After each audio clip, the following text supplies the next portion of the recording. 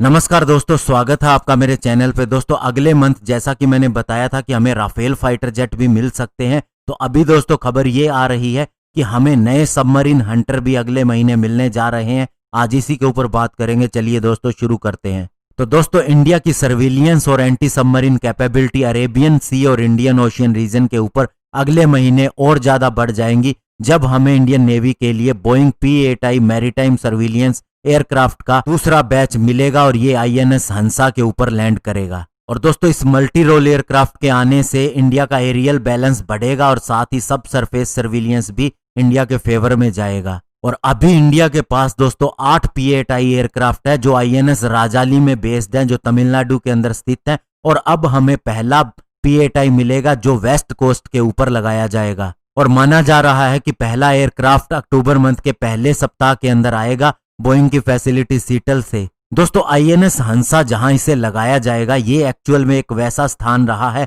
गुप्त स्थान रहा है, जहां पर मैरीटाइम सर्विलियंस हमारा शुरू होता है। और इसे दोस्तों यहां डिप्लॉय करने से पहले एक बार टेम्परेरी डिप्लॉयमेंट के लिए INS राजाली भेजा जाएगा। और दोस्तों आपको बता दें कि इंडियन नेवी ने 2009 के अंदर पहले 8 P-8I जेट्स का ऑर्डर दिया था और उसके बाद में दोस्तों फॉलो ऑन ऑर्डर के रूप में 4 और एयरक्राफ्ट का ऑर्डर 2016 के अंदर दिया गया था। अब 2020 के अंदर हमें फॉलो ऑन कॉन्ट्रैक्ट का पहला एयरक्राफ्ट मिलने जा रहा है। और दोस्तों ये एक मल्टी रोल एयरक्राफ्ट है जो किसी भी तरह की सबमरीन या फिर सरफेस शिप को अटैक कर सकता है, साथ ही उन्हें ट्रैक कर सकता है। बहुत ही पोटेंट एयरक्राफ्ट है दोस्तों, और ये पाकिस्तान के अभी भी इस्तेमाल किए जा रहे P-3 ओरियन से बहुत ज्यादा आगे है। ये उससे कहीं ज्यादा नेक्स्ट जनरेशन का है। और इसके अलावा इसकी maximum speed 789 kilometre per hour है और इसका ऑपरेटिंग रेंज 1200 नॉटिकल माइल्स है। तो ये दोस्तों इंडिया के द्वारा ही गोवा में ऑपरेट किए जा रहे इल्यूशन IL-38 से भी बहुत ज्यादा आगे है।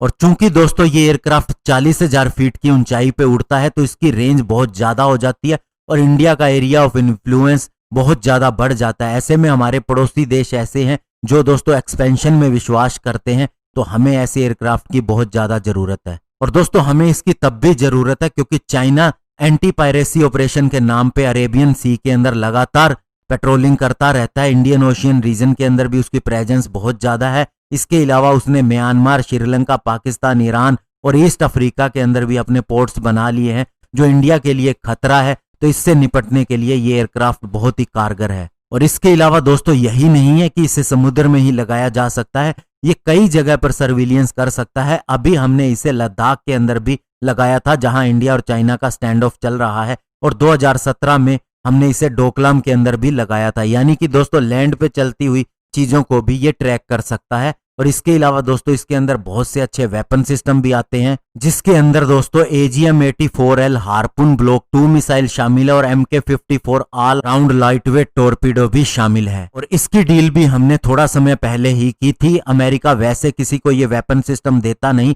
लेकिन दोस्तों जो हमने उसे असिस्टेंस दी थी कोविड के टाइम पे, तो उस समय अमेरिका ने यह फैसला किया था कि ये वेपन सिस्टम इंडिया को दिए जाएंगे।